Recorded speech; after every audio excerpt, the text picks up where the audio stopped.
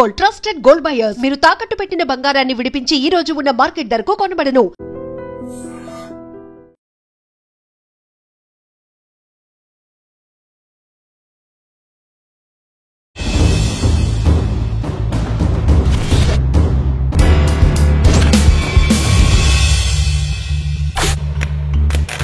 Welcome to crime confessions. గతంలో గ్రామాల్లో ఉన్న పరిస్థితి ప్రభావం లేదా భావజాలానికి ఆకర్షులయో లేదా తుపాకీ పట్టుకోవాలన్న కోరిక కోసం కొంతమంది అడుగుబాటు పెట్టారు. అడవిలోకి వెళ్ళిన తర్వాత అనారోగ్య సమస్యలు అవ్వచ్చు, లేదా సమాజం మార్పులు అవ్వచ్చు, లేదా పార్టీలో విభేదాలు కావచ్చు. ఈ కారణాల చేత ప్రజల్లో నుంచి బయటకు వస్తున్నారు.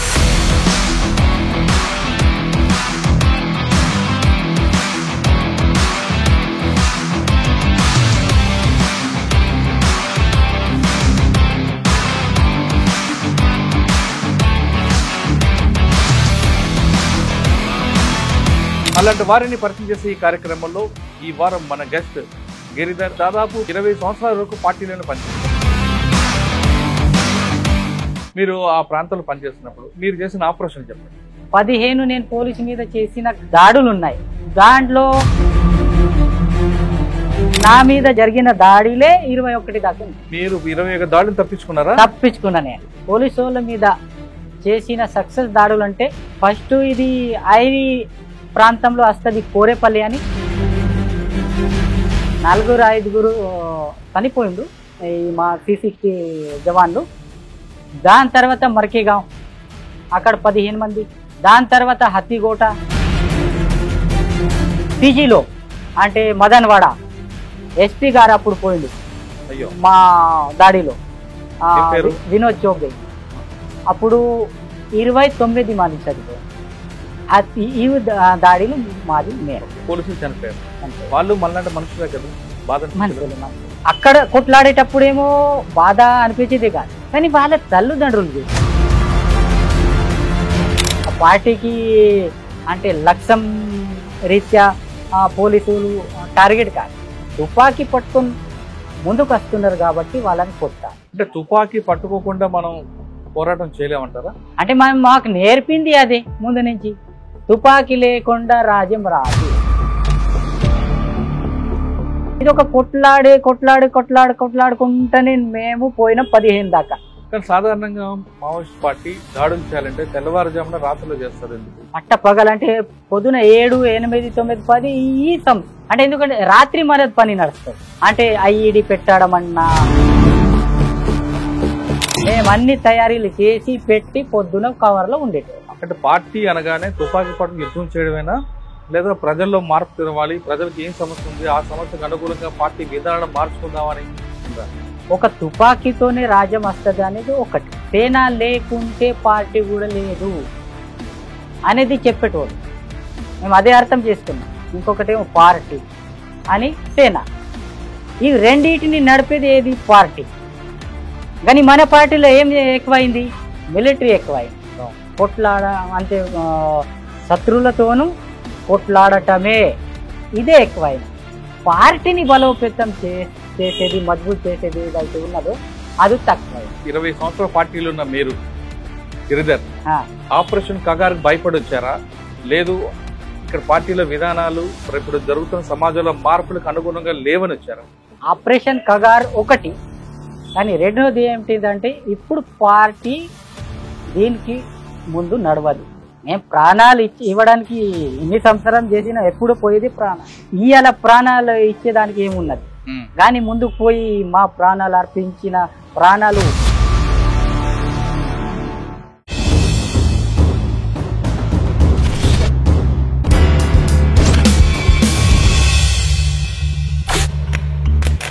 Welcome to crime confessions. గతంలో గ్రామాల్లో ఉన్న పరిస్థితి ప్రభావం లేదా భావజాలానికి ఆకర్షులయో లేదా తుపాకీ పట్టుకోవాలన్న కోరిక కోసం కొంతమంది అడుగుబాటు పెట్టారు. అడవిలోకి వెళ్ళిన తర్వాత వాళ్ళు ఏ కాలంతో సంబంధం లేకుండా ఆదివాసీల అభివృద్ధి కోసం కృషి చేశారు. ఒకవైపు పాములు, ఒకవైపు పోలీసుల మధ్య ఈ నిర్బంధం మధ్యన వాళ్ళు ఆదివాసీల్లో అభివృద్ధి చేయాలి, బడుగు బలహీన వర్గాల్లో చైతన్యం తేవాలి, ఆదివాసీలతో వాళ్ళకి రాజకీయ చైతన్యం కల్పించాలనే ఉద్దేశంతో వాళ్ళందరూ అడవిలోకి వెళ్ళారు. వాళ్ళు చేసిన త్యాగాల ఫలితమే ప్రభుత్వాలు కూడా కిందకు వచ్చి పేద ప్రజలకి అభివృద్ధి ఫలాలు అందిస్తుంది. అలాంటి వాళ్ళు కొంతకాలం పనిచేసిన తర్వాత అనారోగ్య సమస్యలు అవ్వచ్చు, లేదా సమాజం మార్పులు అవ్వచ్చు, లేదా పార్టీల విభేదాలు కావచ్చు. ఈ కారణాల చేత ప్రజల్లో నుంచి బయటకు వస్తున్నారు. అలాంటి వారిని పరిచయం చేసే ఈ కార్యక్రమంలో ఈ వారం మన గెస్ట్ గిరిధర్. ఆయన దండకార్యంలో స్టేట్ కమిటీ మెంబర్గా ఉన్నారు. ఆయన అంటే దాదాపు 20 సంవత్సరాల వరకు పార్టీలోనే పనిచేశారు. ఎందుకు పార్టీలోకి వెళ్ళారు, పార్టీలోకి వెళ్ళిన తర్వాత ఆయన చేసిన కార్యక్రమాలు ఏంటి, ప్రస్తుతం ఎందుకు పార్టీ నుంచి బయటకు వచ్చారు, పార్టీకి ప్రజలకి మధ్య దూరం పెరగడానికి ప్రధాన కారణం ఏంటో అన్నట్టు తెలుసుకుందాం. అన్న నమస్తే. నమస్తే. గిరిధర్ గారు ప్రస్తుతం దండకార్యం నుంచి బయటకు వచ్చి మనం గచ్చిరోలిలో ఇక్కడ సీఎం గారి ముందు సరెండర్ అయిన 2024లో ఆయన సరెండర్ అయ్యారు. ఎందుకు వెళ్ళారు, ఎందుకు వచ్చారనే విషయాన్ని అన్నట్టు తెలుసు. అన్న నమస్తే, చెప్పండి. మీరు పార్టీలోకి వెళ్ళారు, ఎంతకాలం పార్టీలో పనిచేశారు, పార్టీలో మీరు చేసిన కార్యక్రమాలు ఏంటి, ఎందుకు బయటకు వచ్చారు? ఈ ప్రశ్నలకు సమాధానం చెప్పే ముందు గిరిధర్ యొక్క గ్రామం, గిరిధర్ గారి నాన్న అమ్మ పార్టీ వైపు ఎందుకు వెళ్ళాల్సి వచ్చింది చెప్పండి. నేను చిన్నగున్నప్పుడు మా ఊరికి దళం వస్తుండే. నేను 15 సంవత్సరాల్లో పోయినా. నేను ఏ ఊరన్నా మంది? కుండు. ఏటపల్లి మండలం వస్తుంది. ఏటపల్లి మండలం. అమ్మ నాన్న ఏం చేస్తుంటారు? నాన్న లేడు. నేను పార్టీలోకి పోయినాక ఆయన అనారోగ్యంతో చనిపోయింది. అంటే గ్రామాల్లోకి అప్పుడు దళం వచ్చేదా? దళం వచ్చేది. ఎవరు వచ్చారు అప్పుడు? జోగన్న. మా ఏటపల్లి దళం అని జోగన్న కమాండర్ ఉండే. జోగన్న వచ్చి మమ్మల్ని పిలుచుకొని మాట్లాడేటోడు. అంటే ఇక్కడ పరిస్థితి ఎట్లా ఉన్నది మాకు 2-3 విషయాలు చెప్పేటోడు జోగన్న. అంటే ఇక్కడ ఏంటిది, ఇక్కడ ఫారెస్ట్ వాళ్ళది ఎక్కువ దబావు ఉండేది. అంటే ఫారెస్ట్ వాళ్ళు వచ్చి పీవార్లు చేసేటోళ్ళు, ముందు కొట్టేటోళ్ళు అని వసూలు చేసేటోళ్ళు, అదొకటి ఉండే. ఇంకొకటి అప్పుడు గవర్నమెంట్ ఆకుల తునకాకుల కోత ఉందే కదా, అది గవర్నమెంట్ పట్టేది. అప్పుడు కమ్మి పైసలు ఇచ్చేది మాకు. సో దాంతో ఈ తునకాకుల రేటు పెంచిండ్రు వీళ్ళు. ఇది కూడా లూటి అని సావుకారులు ఉండే చూడు, వీళ్ళది కూడా దోపిడీ ఇక్కడ నడుస్తుండే. ఇవి 2-3 విషయాలు చెప్పిండు. దీనికి కారణం ఇప్పుడు అర్థమవుతుంది. దీనికి కారణం అంటే ప్రభుత్వం అని వ్యవస్థ. కానీ మాకప్పుడు కారణం చెప్పేటోడు ఈ భారతదేశంలో ఈ అన్నిటికీ దోపిడీకి కారణం వ్యవస్థనే అని చెప్పేటోళ్ళు. కానీ అప్పుడు మాకు అర్థం కాలేదు. ఇప్పుడు అర్థమవుతుంది ఆ వ్యవస్థ ఇదొక దోపిడీకి కారణం, దీని వ్యవస్థని కూలగొట్టాలి అనేది ఇప్పుడు అర్థమవుతుంది. అప్పుడు చిన్నటోళ్ళు. ఇంకొక ఆయన సునీల్ అని ఉండి ఆయన ఇక్కడే సరెండర్ అయ్యాడు. ఆయన మాకు మొత్తం తయారు చేసిండు, మనం పార్టీలోకి పోవాలి, ఇది మంచిది అని. సో అప్పుడు నేను ఆలోచించిన పోవాలని. కానీ ఆయనను 1 సంవత్సరం తర్వాత రిక్రూట్ చేసిండు, నాకు ముందు తీసుకుపోయాడు. ఎందుకు అంటే ఆయన కొంచెం ఊర్లో పెద్ద మనుషులతో మంచిగా మాట్లాడేటోడు, ఆ ఊరిని తయారు చేసేటోడు. అందుకు ఆయనను అక్కడ పెట్టిండు. అంటే 1 సంవత్సరం తర్వాత ఆయన తీసుకున్నారు. నాకేమో చిన్నగా ఉన్నాడు పిల్లగాడు. వస్తే అప్పుడు బాగా నడవడం ఇది ఉండే ఇక్కడ కూడా తిప్పలు. కానీ నేను పోయినా అంటే ఉత్సాహంతో. నాకు అదేం నడిచేది, రాత్రి పగలు నడిచేది కూడా నాకు పెద్ద తిప్పలాగా కాలేదు. అట్లా నేను పార్టీకి పోయినా. మీకు ఎవరు బాధ్యులు అప్పుడు? మాకు బాధ్యులు ఆయనే, జోగన్ననే కమాండర్గా. ఆయనే బాధ్యులు కూడా ఆయనే ఉండే. పోయిన తర్వాత 1.5 సంవత్సరాలు నేను దళంలో పనిచేసిన, ఏటపల్లి దళంలో. తర్వాత నేను ఇప్పుడు సరెండర్ అయినా మన సోను దాదా గాడుగానే నేను పోయినా. సంవత్సరంన్నర పనిచేస్తారు కదా దళంలో. మీకు ఇచ్చిన బాధ్యతలు ఏంటి? అంటే ఏ కార్యక్రమం చెప్పడం, ఆదివాసులకి కావాల్సిన కార్యక్రమాలు చేపట్టడమా, లేదు మీరు అన్నట్లు తునికాకు సంబంధించిన సమస్య పరిష్కరించడం కానీ, లేదా సాగుకారుల రేటు దళారు వ్యవస్థను తగ్గించడం, ఏ కార్యక్రమం మీకు ఇచ్చారు? మాకు అప్పుడు మేము నేర్చుకునేదే. అంటే ఊరిలో ముందు మీటింగ్ పెట్టేటోడు, కానీ అప్పుడు కమాండర్ ఒక్కడే మాట్లాడేది, అన్నీ చేసేది. మిగతా వాళ్ళు కూడా మీటింగ్ చెప్పేటోళ్ళు. కానీ సీనియర్ ఎవరైతే పిఎంలు పార్టీ సభ్యుడు ఉంటారో వాళ్ళు చెప్పేటోళ్ళు. కానీ మేము కొత్త కొత్త వాళ్ళం, అప్పుడు ఒకన్నర సంవత్సరంలో అయింది అంతే. అందుకే మేము ప్రజల ముందు అట్లా సపరేట్గా ఒక్కంతోని ఇద్దరితోని పిల్లగాళ్ళతో మాట్లాడేటోళ్ళం. వాళ్ళకు కూడా ఇదే మాట చెప్పేటోళ్ళం. అంటే ఇది దోపిడీ, సావుకారు వాళ్ళది, ఈ ఫారెస్ట్ వాళ్ళది, ఇది కూలగొట్టాలంటే మనం కూడా బందూకు పట్టాలి, తుపాకీ పట్టాలి, సర్కారుతోని పోలీసుతో కొట్లాడాలి, ఇది మాట చెప్పేటోళ్ళం అంతే. మీరు ఎప్పుడు పట్టుకున్నారు తుపాకీ? నేను పోయినప్పుడే తుపాకీ నాకు దొరికింది. కానీ నేర్పారా? అంటే నేను ఒక 2006 అప్పుడు నేను అంటే అంటే మిలిటరీ క్యాంప్లో పాల్గొన్నా. కానీ అప్పటిదాకా నేను రోజువారీ ఏదైతే దైనందిన కార్యక్రమం ఉంటుందో దాంట్లోనే నేను నేర్పించిండు మాకు మొత్తం. మిలిటరీలో ఎంతకాలం పనిచేశారు? నేను మిలిటరీలో అంటే సోను దగ్గర నేను 4 సంవత్సరాలు పనిచేసిన బడిగాడ్గా. తర్వాత నేను 2002లో బామ్రగఢ్కి వచ్చిన.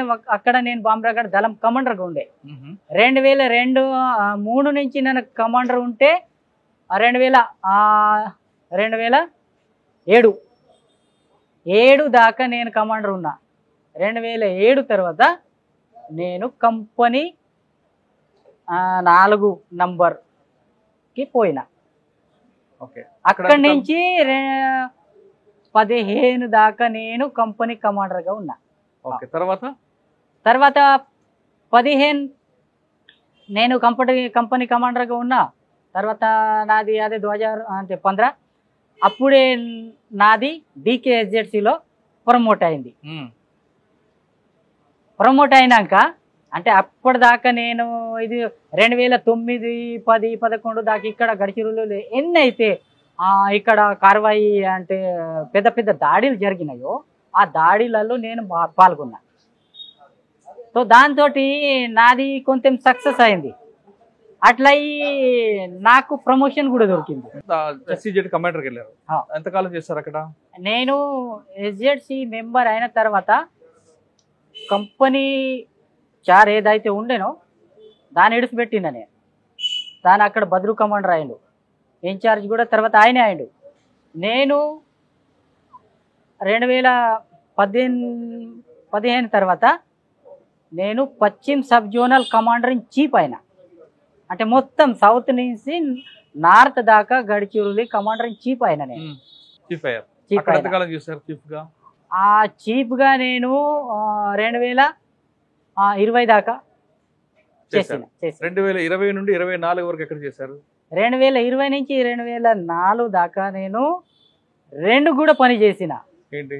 పశ్చిమ sub zonal commander in chief అని సౌత్ గడిచిరోలి డివిజన్ సచివ్ కూడా పనిచేసిన 2. అంటే ఇది కసనూరు బోరియా ఘటన అయింది కదా, దాని తర్వాత సీను అని సచివ్ ఉండే సౌత్ గడిచిరోలికి, ఆయన అక్కడ చనిపోయిండు కసనూరు బోరియాలో. తర్వాత ఎవరు ఇక్కడ లేరు లీడర్, ఆ బాధ్యత తీసుకునేటోళ్ళు. 2 బాధ్యతలు నాకు వచ్చినాయి అప్పుడు, మిలిటరీ అని ఆర్గనైజేషన్. బోరియా ఘటన చెప్పండి, ఏం జరిగిందో? బోరియా ఘటన ఒకటి అంటే అక్కడ 40 మంది మా సభ్యులు చనిపోయింది. దాంట్లో DVC నుంచి కింద దాకా ఉండే. అదొకటి అంటే పోలీస్ గెరావ్ హమ్లా, చుట్టుముట్టి చేసిన దాడి. దాంట్లో చనిపోయిన వాళ్ళు 8 మంది అయితే ఆ ఊరు నుంచి వచ్చిన మిలిషియా వాళ్ళు, మిగతా అన్ని పార్టీ వాళ్ళు. ఒకసారి మనం వెనక్కి వెళ్దాం. బోరియా ఘటన కన్నా ముందు మీరు తుపాకీ పట్టుకున్న తర్వాత మిలిటరీ ఆపరేషన్ స్టార్ట్ చేసిన దగ్గర నుండి ఒక్కొక్క దశ నుంచి మారుకుంటూ పార్టీ మీకు ప్రమోట్ చేసుకుంటూ వచ్చిన తర్వాత బస్తర్ కమిటీకి నార్త్ అన్ని అంటే సౌత్ నార్త్ అన్నిటికీ మీరే అయ్యారు. మీరు చేసిన అభివృద్ధి కార్యక్రమాలు ఒకసారి చెప్పండి. ఇక్కడ పరిస్థితి మేము అభివృద్ధి అంటే గడిచిరోలిలో కసనూరు బోరియా ఘటన అయిన తర్వాత మేము తీసుకున్న ప్రోగ్రాం ఏంటిదంటే ఈ గడిచిరోలిలో మా పార్టీని ఎట్లా నిలబడ్డాలి అంటే కొత్త రిక్రూట్ని ఎలా తెవ్వాలి, జనంతోని కనెక్ట్ ఎట్లా కావాలి, వాళ్ళ సమర్థం ఎట్లా పెంచాలి, దేని మీద బాగా మేము ఫోకస్ చేసినాం. కానీ మాకు క్రమంగా మొత్తం దెబ్బతినుడే అయింది గడిచిరోలిలో. ఎందుకు ప్రజలు మీకు దూరం అయ్యారు? అంటే ప్రజలు ఈ పోలీస్ డిపార్ట్మెంట్ ఏదైతే ఉన్నదో ఈ కసనూరు బోరియా తర్వాత ఇంకా అంటే హెవీ అయింది. అంటే ఊళ్ళల్లో పోవుడు, సంక్షేమ కార్యక్రమాలు తీసుకొచ్చుడు, ప్రజలకు పంపిణీ చేసుడు, ఇంకా ఇటువంటి వచ్చిన తర్వాత జనాలు కూడా ఏమైందంటే ఇది ఒక దిక్కు అయితేనేమో పార్టీ నష్టమవుతుంది, పార్టీ దెబ్బతింటుంది. ఒక దిక్కేమో పోలీసులు ఎక్కువ హెవీ అవుతున్నారు పార్టీ మీద, ఒక దిక్కేమో రిక్రూట్ రావడం లేదు. అట్లా ఉండేటోళ్ళు ఉన్నారు కానీ దాంట్లో ఏం డెవలప్ అనేది లేదు. అదే ఎందుకు అంటున్నా అంటే దీంట్లో మనం జనాలు పార్టీ పోతే జనాలు పార్టీని కాపాడడానికి బాగా ప్రయత్నం చేసేటోళ్ళు. కానీ ఊళ్ళలో నేటి కాలంలో ఊళ్ళలో ఏమైందంటే అన్ని ఊళ్ళలో మొబైల్ వచ్చేసింది. దాంతో నెట్వర్క్ పెరిగింది. ఎవరి సమాచారం ఇటు ఇస్తారో మా ముందు ఉన్నోళ్ళ పిలిచేటోళ్ళ మా కలిసేటోళ్ళ అది కూడా తెలియనట్టు అయింది. అట్లా ఎన్కౌంటర్లు బాగా అయినాయి ఇక్కడ. అంటే మొబైల్ రావడం వల్ల తగ్గిపోయింది అనుకోవచ్చా, లేదా ప్రభుత్వ పథకాలు గ్రామాలకు రావడం, రోడ్లు వేయడం, సెల్ ఫోన్లు రావడం, టీవీలు రావడం, కరెంట్ రావడం, హాస్పిటల్ రావడం, ఇవన్నీ ఆ డెవలప్మెంట్ రావబట్టి ప్రజలు ఏమైనా దూరం అయ్యారు అనుకోవచ్చా? అంటే అది కూడా అన్ని డిపార్ట్మెంట్లు పోలీసు డిపార్ట్మెంట్ నుంచి ఒక్క సివిక్ యాక్షన్ లేకుంటే దాదాలూర కిడికి అని ఇక్కడ ఉన్నది, అది ఒక్క ఏర్పాటు చేస్తే దాని కింద కృషి విభాగాలు, డెవలప్మెంట్ వాళ్ళు, ఈ మొత్తం ప్రాజెక్టులు మొత్తం వచ్చేటోళ్ళు అందరు తమ గురించి కార్యక్రమంలో మాట్లాడేటోళ్ళు, ఆహ్వానం చేసేటోళ్ళు, ఇచ్చేటోళ్ళు. ఇట్లా ఈ మన పార్టీకి జనత కూడా కొంచెం దూరం అయిండు జనాలు. అంటే పార్టీనేమో వీటిని అంటే జవాబు ఇచ్చి అది కాదు, ఇది అసలుది, ఇది చేయాలి, ఇది మేము చేపిస్తాం అనేది ఇన్ని సంవత్సరాలు అయింది కానీ మేము సక్సెస్ కాలేదు మా పార్టీ. ఇది ఒకటి పార్టీ ఫెయిల్యూర్.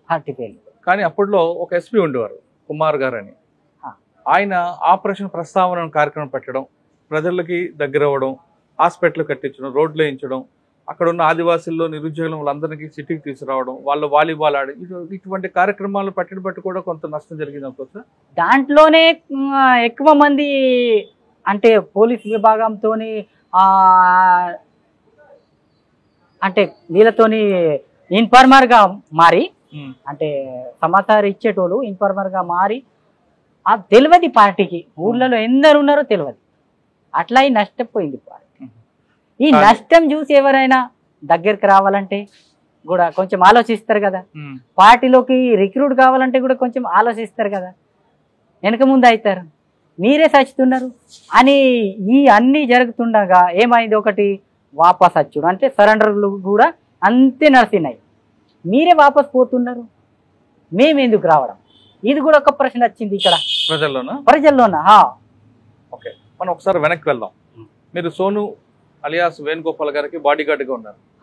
ఫస్ట్ టైం ఆయన కలిసినప్పుడు ఆయనతో అనుబంధం ఎలాగుంటుంది, ఆయనతో సాన్నిధ్యం ఎలాగుంటుంది, ఆయన ఏ విధంగా ఉండేవారు, ఆయన ఐడియాలజీ ఎలాగుంటుంది, కేవలం పోలిట్ బ్యూరో మెంబర్గానే మాట్లాడేవారా లేదా మిలిటరీ ఆపరేషన్ కూడా చెప్పేవారా? సోను దాదా ఎక్కువ అంటే మాస్ బేస్లో ఎక్కువ మాకు చెప్పేటోడు. ఆయన మిలిటరీ యాంగిల్లో ఎక్కువ అంటే అన్ని రకాలుగా చెప్పేటోడు. కానీ ఆయన ఎక్కువ అంటేనేమో మా గడిచిరోలిని గైడ్ కూడా చేసిండు. ఆయన గడిచిరోలి ఉద్యమం ఏదైతే ఉందో అది ముందు నుంచి ఇప్పటిదాకా ఆయన గైడ్ కూడా చేసిండు. ఆయన ఎట్లా ప్రజలకి పోవాలి, ప్రజలతో ఎట్లా ఉండాలి, మా కార్యక్రమాలు ఎట్లా తీసుకుపోవాలి, ఎట్లా అమలు పరచాలి, ఇది ఎక్కువ చెప్పేటోళ్ళు. నేటి పరిస్థితి మా కార్యక్రమం ఎట్లా దీన్ని ప్రజలలో పోవాలి అంటే పార్టీ గుప్త పార్టీ ఉంటేనే, అంటే గోపనీయత ఏమంటారు సీక్రెట్ పార్టీ ఉంటేనే మనం బతకగలుగుతాం. లేకుంటే మేము తుపాకులు పట్టుకొని కొట్లాడతాం, అందరు తుపాకే పట్టుకోవాలి, ఊర్లలో ఎవరు పార్టీ సభ్యులు ఉండద్దు, సంఘటన అంత లేకుండా కూడా నడుస్తుంది అన్నట్టు ఉంటే మాత్రం మేము ప్రజల నుంచి వేరే అవుతాం. అందుకే మేము ఎక్కువ అంటే దేని మీద కేంద్రీకరణ చేయాలి, మిలిటరీ దాడులలో ఎక్కువ కేంద్రీకరణ చేయొద్దు, ఎక్కువ మనం పార్టీని బలోపేతం చేసే పని చేయాలి. ఇది 2020 తర్వాత జాదా ఎక్కువ అంటే సోనుదాద ఇక్కడ కేంద్రీకరణ ఇచ్చిండు దీని మీద. 2020కి ముందు సోనుదాదాతో మీరు ఉన్నారు కదా, ఎక్కడెక్కడ తిరిగారు ఆ ప్రాంతంలో? అంటే నేను ఆయనతోనే ఉన్నది 2002 నుంచి ముందు, కానీ ఇప్పుడు వచ్చే వరకు కూడా నేను ఆయనతో ఉన్నా. వచ్చే వరకు కూడా ఆయనతోనే ఉన్నా. అంటే ఇక్కడ ఇన్ఛార్జ్ గా నేను, ఆయన గడిచిరోళ్ళని చూసేటోడు కూడా ఆయనే. కాబట్టి నేను పోయేటోనా, కలిసేటోనా, వచ్చేటోనా, ఆయన మార్గదర్శనం ఇచ్చేటోడు. ఏదైనా నాకు అర్థం కాకుంటే సోనుదాదా వ్యవహారం ఎట్లా అంటే కొత్త సభ్యుడు కూడా నాకు ఇది తెలియదు, అర్థమైతే లేదు, నీ చిట్టి రాసిన కూడా ఆయనకు జవాబు ఇచ్చేటోడు. ఎవరు అడిగినా ఆయనకు చెప్పేటోడు, సంజాయించి. నాకు దీని జవాబు నా దగ్గర లేదు అనేటోడు కాదు. ఆయన్నే గుర్తు చేసి, అరే అప్పుడు నీది ప్రశ్న ఉండే కదా, రా కూర్చో అని చెప్పేటోడు.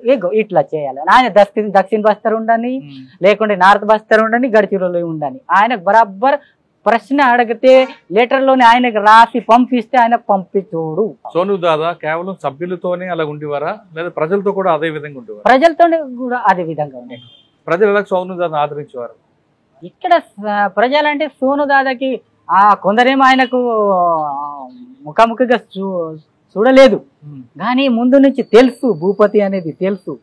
ఈ ఐరి అని పెరిమిల్ దికైతే భూపతి అనేది తెలుసు ఇక్కడ గడిచిరోళ్ళు మొత్తం. ఇప్పుడు సోనుదాదా అనేది కూడా తెలుసు అందరికి. సోనుదాదా అంటే భూపతి, వివేక్ తెలియదు ఎవరికి. నాకు కూడా ఇప్పుడే వివేక్ అనేది, కానీ సోనుదాదా, భూపతి ఇవి రెండు అయితే పక్క. మీరు ఆ ప్రాంతంలో పనిచేస్తున్నప్పుడు మీరు చేసిన ఆపరేషన్ చెప్పండి. ఏ ప్రాంతంలో? మీ అజ్ఞాతంలో ఉన్నప్పుడు మీరు చేసిన ఆపరేషన్ కూడా ఉన్నాయి కదా పోలీసుల మీద, అవి చెప్పండి. 15 ఘటనలు, 15 నేను పోలీసు మీద చేసిన దాడులు ఉన్నాయి. దాంట్లో 5-6 అయితే సక్సెస్ ఉన్నాయి. 5-6 సక్సెస్ ఉన్నాయి. నా మీద జరిగిన దాడిలే 21 దాకా ఉన్నాయి. మీరు 21 దాడులు తప్పించుకున్నారా? తప్పించుకున్నా నేను. 5-6 సక్సెస్ దాడులు చేశారు కదా, 5-6 సక్సెస్ దాడిలో బాగా గుర్తుంది ఒకటి, మీరు తప్పించుకున్న దాడిలో ఒకటి 2 చెప్పండి. అంటే పోలీసు వాళ్ళ మీద చేసిన సక్సెస్ దాడులు అంటే ఫస్ట్ ఇది ఐరి ప్రాంతంలో వస్తుంది కోరేపల్లి అని, అక్కడ మేము C60 మీద ఫస్ట్ చేసిన దాడి. 4-5 చనిపోయిండు ఈ మా C60 జవాన్లు.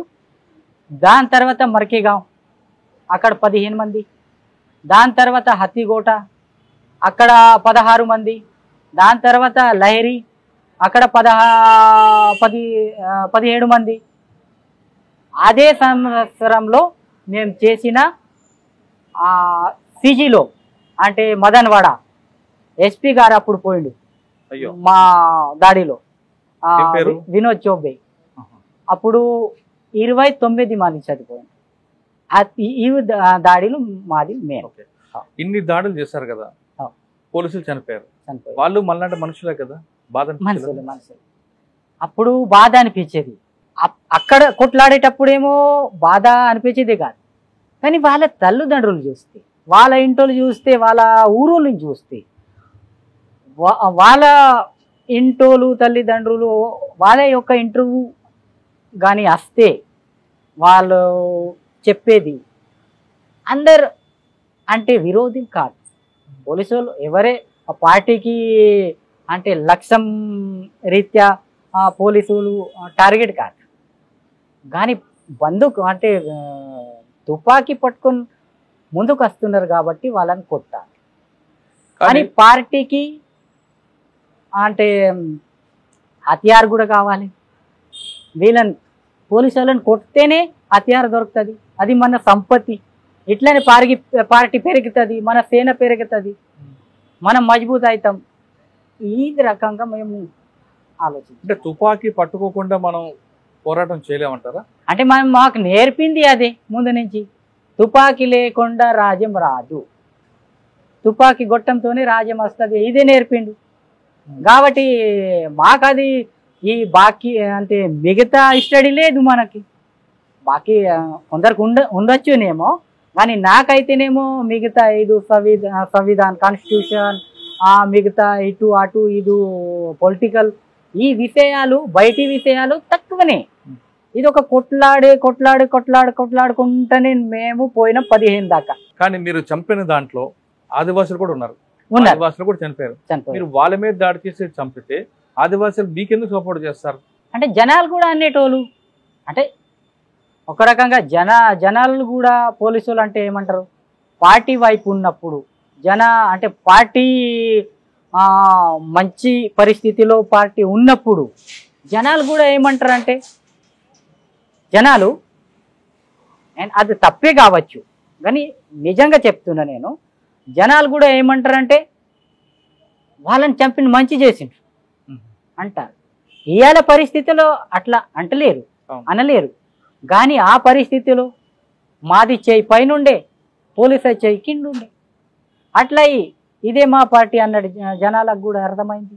మీకు ప్రజలు అడిగారు కాబట్టి మీరు చంపకుండా వెళ్ళారు. మీకు ప్రజల నుంచి భోజనం అది వచ్చేది ఆ టైంకి? అన్ని సపోర్టు ప్రజలు సపోర్ట్ చేసినాకనే మా దాడి సక్సెస్ అవుతుండే. తర్వాత ఎన్ని కొంబింగ్లు చేసినాక మేము తప్పించుకున్నాం. మీరు చెప్పిన ఎస్పీ గారు దాడి ఒకసారి వివరించండి. ఆయన ఎందుకు వచ్చారు, ఎలాగ వచ్చారు, మీరు ఎలాగ రెక్కి వేశారు? మేము రెక్కి అంటే రోడ్లో కూర్చున్నాం. ఆయన వస్తారని తెలుసా మీకు? తెలియదు. ఆయన వస్తారని తెలియదు, చనిపోయినా కూడా మాకు తెలియదు. న్యూస్ లో మేము చూసినాం, వినోద్ చోపే ఒక ఎస్పీ ఆయన కూడా ఇక్కడ చనిపోయిండని అప్పుడు మాకు అర్థమైంది. అంటే బంతపాత్ర పేల్చారా? లేదు, ఫైరింగ్ లోనే, మొత్తం కాల్పుల్లోనే. ఓకే, ఎస్పీ గారు దాన్ని దాడి చేశారు. కానీ ఎప్పుడైనా ఇటువంటి యుద్ధంలో ప్రాణ నష్టం జరిగిన తర్వాత చింతించడం ఉందా మీకు? తప్పు చేశామని అని. వాళ్ళ కుటుంబాలు, వాళ్ళకి తల్లిదండ్రులు ఉంటారు, వాళ్ళు కేవలం రాజ్యంలో ఒక భాగం అంతే. మీరు ఆయుధం పట్టుకున్నారు కాబట్టి వాళ్ళు అడవులోకి వచ్చారు, మీరు ఆయుధాలు పట్టుకోకపోతే అడవులోకి రారు.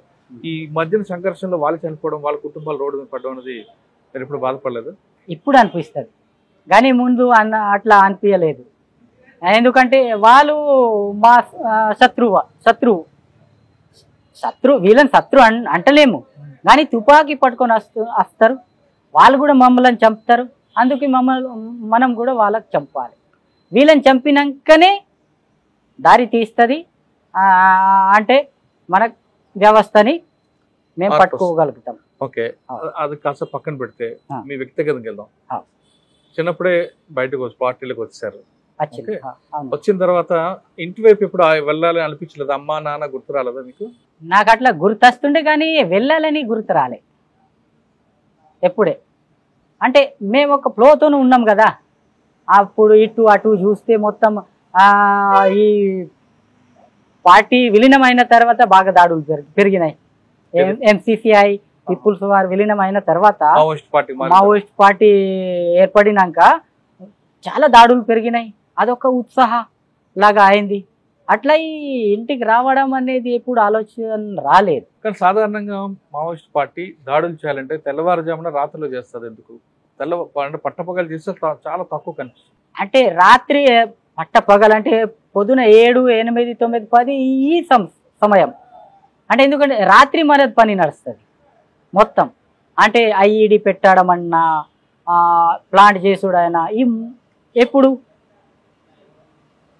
ఈ బూర్జువా ఫోర్సెస్ ఏమో రాత్రి తమ బ్యారక్లో ఉంటారు, వాళ్ళు కూడా చేస్తారు ఇప్పుడు. కానీ ఓవరాల్ చూస్తే వాళ్ళు బ్యారక్లో ఉంటారు.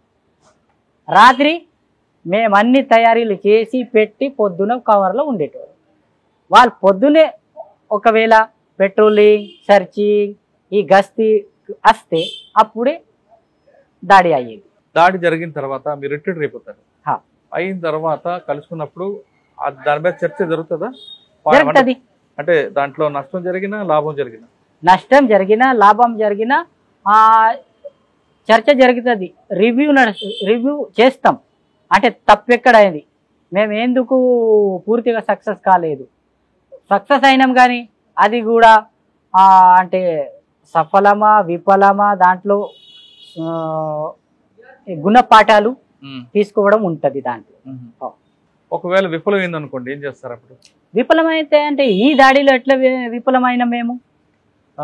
ఈ దాడిలో విఫలం ఎక్కడైనా కమాండర్ దగ్గర పేలూరు ఉన్నదా? అంటే మొత్తం అదొక మిలిటరీ పరంగా కోఆర్డినేషన్ చేసేది, మేనవరింగ్ చేసేటప్పుడు కమాండర్ ఫెయిల్ అయిందా ఆదేశాలు ఇచ్చేటప్పుడు? లేకుంటే ఆదేశాలు సరిగా నచ్చినాయి కానీ అదొకటి అసాల్ట్ టీం, లేకుంటే రేర్ టీం, లేకుంటే ప్లాంక్ అటాక్ టీం, దాని లోపం ఉన్నదా? ఇది మొత్తం చర్చిస్తాం. చర్చించి ఇగో ఇది ఇది ఇది ఫాల్ట్ ఉన్నది, అందుకే మీరు ఇది చేయలేదు, అందుబడి ఇది విఫలమైంది. ఎగో ఈ టీం చొరవ చేసి అడ్వాన్స్ అయింది కాబట్టి ఇది సక్సెస్. ఇలా ఉండాలి రేపు. ఇది గుణపాఠం. ఇది ఫెయిల్ అయింది, ఇది గుణపాఠం తీసుకొని రేపు వచ్చే ఇంకొక దాడిలో మనం ఇది చేయద్దు. అంటే పార్టీ అనగానే తుపాకీ పట్టుకు యుద్ధం చేయడమేనా, లేదా ప్రజల్లో మార్పు తెరవాలి, ప్రజలకు ఏం సమస్య ఉంది ఆ సమస్యకు అనుకూలంగా పార్టీ విధానం మార్చుకుందామని ఉందా? ఇదొకటి విధానం అంటేనేమో ఒక తుపాకీతోనే రాజ్యం వస్తుంది అనేది ఒకటి, కానీ తుపాకీ అంటే సేన లేకుంటే పార్టీ కూడా లేదు అనేది చెప్పేటోళ్ళు. మేము అదే అర్థం చేసుకున్నాం. అంటే 2-3 ఉన్నాయి కదా, ఒకటేమో ఈ సంయుక్త మోర్చా అంటారు, ఇంకొకటేమో పార్టీ అని సేన. ఈ రెండింటిని నడిపేది ఏది? పార్టీ. కానీ మన పార్టీలో ఏం ఎక్కువైంది? మన పార్టీలో ఎక్కువ ఏదైంది? మిలిటరీ ఎక్కువైంది. కొట్లాడ అంటే శత్రువులతోనూ కొట్లాడటమే, ఇదే ఎక్కువైంది. పార్టీని బలోపేతం చేసేది, మజబూత్ చేసేది ఏదైతే ఉన్నదో అది తక్కువైంది. పార్టీ దండకారణ్యంలో జనతన సర్కారును ప్రారంభించారు. అవును, అది తొలినాల్లో ఒక పద్ధతిగా నడిచింది. క్రమేపీ దాంట్లో విభేదాలు రావడం, ఒకటే లైన్ ఎంచుకోవడం, మీరు ఆధార్ కార్డు తీసుకోవద్దని కొంతమందికి ఆదివాసులు చెప్పడం, దాంతోపాటు మీ దగ్గర చదువుకునే వాళ్ళకి 5వ క్లాస్ వరకు చదువుకుంటే సిటీలోకి వస్తే వాళ్ళకి ప్రభుత్వం తిరస్కరించడం, ఇవన్నీ చూసాక ఏమనిపించింది? అది అంటే మాకొక వ్యవస్థ లేదు, ఎక్కడ వ్యవస్థ ఏర్పడలేదు. కానీ అదొకటి ఏమో మజ్బూత్గా ఉన్న వ్యవస్థ, అది మాకు వ్యవస్థ లేదు. వ్యవస్థ లేదు కానీ మా ఆలోచనలు, పార్టీ ఆలోచనలు ఎట్లుండేనంటే మేము మొత్తం ఇది బస్తర్ కానీ గడిచెలులు కానీ దండకారణ్యం అంతా మేమే నడిపిస్తున్నాం, ఇక్కడ మా ప్రభుత్వమే నడుస్తుంది అన్నట్టు గైడెన్స్ ఇచ్చేది. అట్లా గైడెన్స్ ఇచ్చారు, కరెక్ట్గా నడిచింది, మీదే నడిచిందా? నడవలేదు. ఇక్కడ నడుస్తుంది. ఇక్కడ ఒక్క పంచాయతీలో, ఒక్క జనతా సర్కారులో ఒక స్కూల్ పెడితే 5 వరకు చదివిండ్రు అనుకో, 5-6 వరకు కూడా చదివించినాం. కానీ ఆయనకు సర్టిఫికెట్ ఇచ్చేటోళ్ళు ఇవ్వాలి. ఆయన బయట పోతే ఆయనకి మళ్ళీ ఫస్ట్ నుంచి స్టార్ట్ చేయాలి. ఈ స్కూల్కి ఎక్కడనే పర్మిషన్ లేదు కదా, దీనికి అంటే దీనికి జగనే లేదు. ఇది కూడా సమస్యనే. నేటి పరిస్థితిలో ఆధార్ కార్డు లేకుండా నువ్వు ఎక్కడ తిరగలేవు. ఈ పరిస్థితిలో పార్టీ ఆధార్ కార్డు చేయొద్దంటే ఊరోళ్ళు పోతారు, అరెస్ట్ అవుతారు. నీ ఆధార్ కార్డు లేదు కదా, నీ మిలిషియా పని చేస్తున్నావా, పార్టీ పని చేస్తున్నావా, అరెస్టులు అవుతారు. ఇట్లా ఎన్నో విషయాలు ఉన్నాయి ఇట్లా పార్టీలో. ఇంకోటి చెప్పండి, మొబైల్ కూడా తేవద్దు, కొనుక్కోవద్దు ఊరోళ్ళు, మా పంచాయతీ వాళ్ళు. ఇది గట్టి పంచాయతీ, గట్టిగా పంచాయతీ ఉన్నది, మాది నడుస్తుంది ఇక్కడ సర్కారా.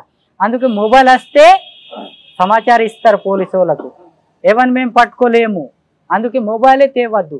ఇట్లా కూడా నడిచింది. కానీ ఎవరిని ఆపుతాం?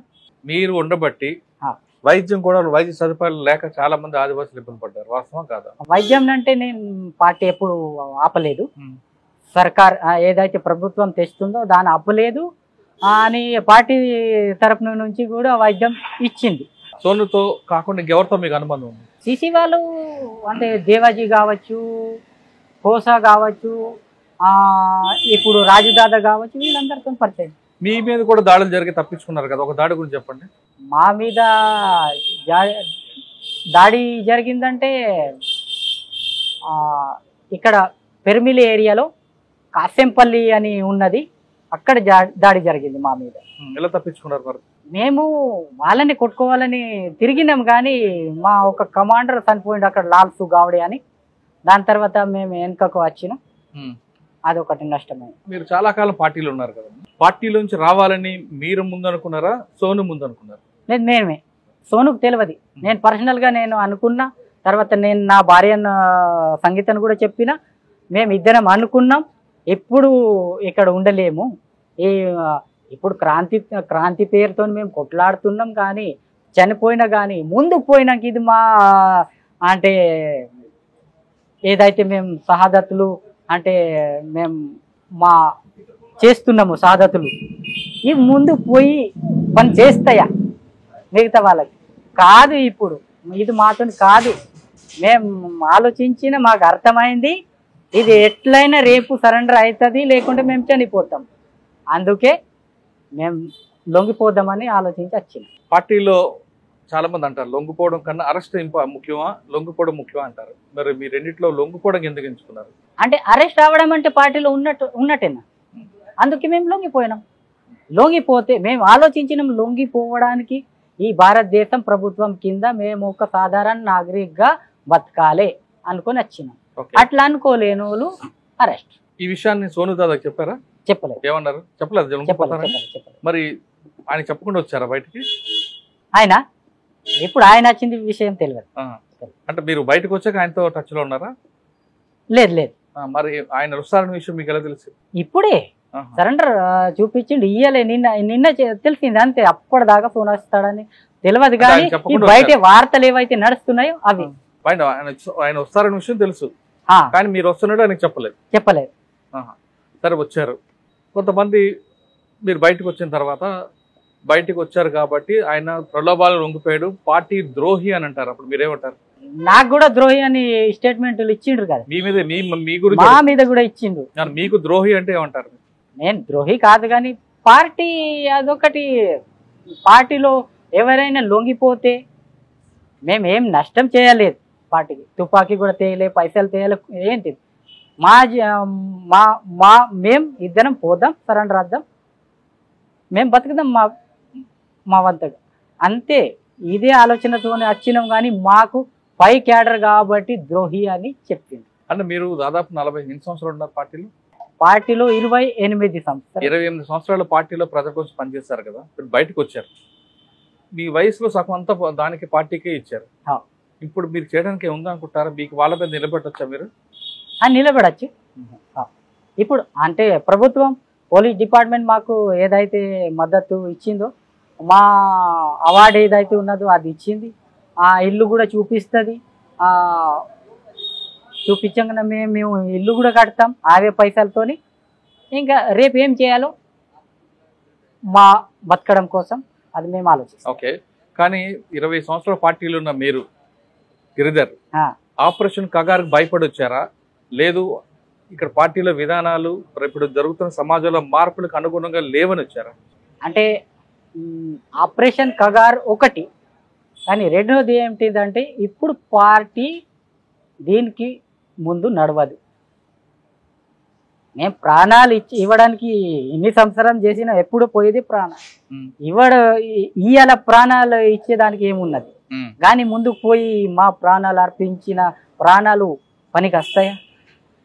రావు. ఇట్లనే కొట్లాడుతూ బంగాల్ అట్లనే అయిపోయింది, తెలంగాణ అట్లనే అయిపోయింది, ఇప్పుడు డీకే కూడా అట్లనే అయిపోతుంది. ఏం పనికి రానట్టు మాకు అర్థమైంది. ఇప్పుడు సోను వచ్చిన తర్వాత పార్టీ ఇంకా అక్కడ ఉంటుందంటారా? గచ్చిరోలి కానీ దండకార్యం కానీ అబోజ్మడ ప్రాంతాల్లో పార్టీకి నష్టం జరిగిందంటారు.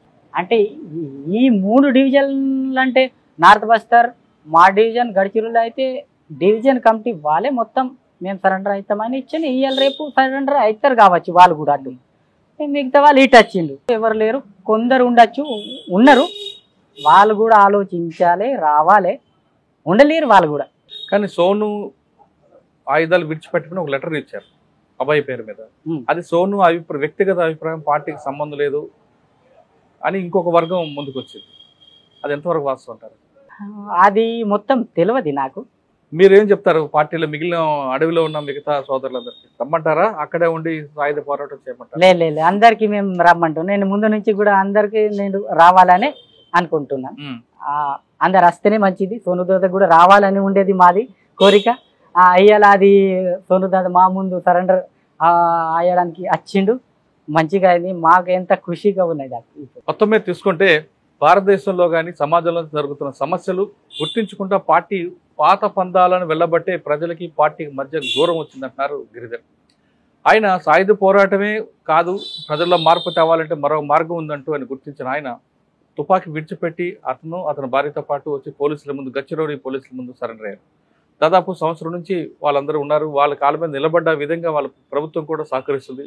ముఖ్యంగా మహారాష్ట్ర ప్రభుత్వం సరెండర్ పాలసీ బాగా ఇంప్లిమెంట్ చేయడం, గచ్చిరోలిలో సరెండర్ కాలనీ అంటే కాలనీ కట్టి ఎవరైతే సరెండర్ అవుతున్నారో వాళ్ళందరికీ పునరావాసం కల్పించడం అనేది వాళ్ళ కాళ్ళ మీద వాళ్ళే నిలబడే విధంగా ప్రభుత్వం కూడా చర్య తీసుకుంది. కాబట్టి ఖచ్చితంగా వీళ్ళందరూ మాజీలందరూ కూడా వాళ్ళకి ఎలాంటి లోటుపాటు లేకుండా ఉంటారనే విషయం చాలా స్పష్టమవుతుంది. ఇంకా గిరిధర్ చెప్తున్నట్లుగా ఖచ్చితంగా పార్టీలు ఇప్పుడు ఎవరైతే దండకారు ఉన్నారో వాళ్ళందరూ బయటికి రండి. ఖచ్చితంగా ప్రభుత్వం కూడా ఎక్కడ గ్రామాల్లో డెవలప్ చేయాలో ఆ గ్రామాల్లో డెవలప్మెంట్ చేస్తుంది. కానీ అక్కడే ఉండి కొట్లాడడం వల్ల ఎవరు మనకి నష్టం లేదు, నష్టం జరుగుతుంది. అదేవిధంగా మనం నమ్ముకున్న ఆదివాసులు కూడా నష్టం జరిగే అవకాశం ఉందంటూ గిరిధర్ చెప్తున్నారు. ముఖ్యంగా తీసుకుంటే మహారాష్ట్ర ప్రభుత్వం తీసుకున్న సరెండర్ పాలసీ బాగా ఇంప్లిమెంట్ అవుతుంది. ఆపరేషన్ కగార్ అనేది మార్చి 31 ముందే పూర్తిగా పార్టీ అక్కడ అంటే దండకార్యం కానీ, అబుజ్మడ్ కానీ, సౌత్ నార్త్ బస్తర్లో పూర్తిగా కనుమరుగు అయ్యే అవకాశం ఉందన్న విషయం చాలా స్పష్టంగా చెప్తుంది. ఇక మరోవైపు ఇతని బాడీగార్డ్ ఎవరు సోను బాడీగార్డు గుండా గిరిధర్ కూడా వచ్చారు కాబట్టి సోను కూడా వచ్చారు. ఇంకా మెయిన్ పార్టీకి పెద్ద దెబ్బ జరిగింది. అంటే ఇప్పట్లో కోలుకోని విధంగా మావోయిస్ట్ పార్టీ ఉన్నదన్న విషయం చాలా స్పష్టంగా తెలుస్తుంది. ఇది గిరిధర్తో ఎక్స్క్లూజివ్. మరో వారం మరో గెస్ట్తో మళ్ళీ కలుద్దాం. అంతవరకు నమస్తే. థ్యాంక్ యూ అన్న. Thank you very much. Comrade. And for more videos, please subscribe to iDream. Please subscribe to iDream. Please subscribe iDream. And please subscribe to iDream. For more videos, subscribe to iDream. please like, share and subscribe to the channel. Congratulations, iDream. Subscribe to iDream. Subscribe to iDream. So subscribe to iDream Media. iDream ki iDream team andarki huge congratulations. Please subscribe iDream Media. Please subscribe to iDream. Subscribe iDream. Please subscribe to iDream. iDream అంటే నా కళల channel subscribe చేసుకున్న నోరు తిరుగుతలేదు, మీరైతే గంట గుర్తు కొట్టండి. For more such videos, please subscribe to iDream. Subscribe to iDream. Please subscribe to iDream. Please subscribe iDream Media. Please do subscribe to iDream. Please subscribe to iDream Media. For best entertainment and information, please subscribe iDream. And don't forget to subscribe to iDream.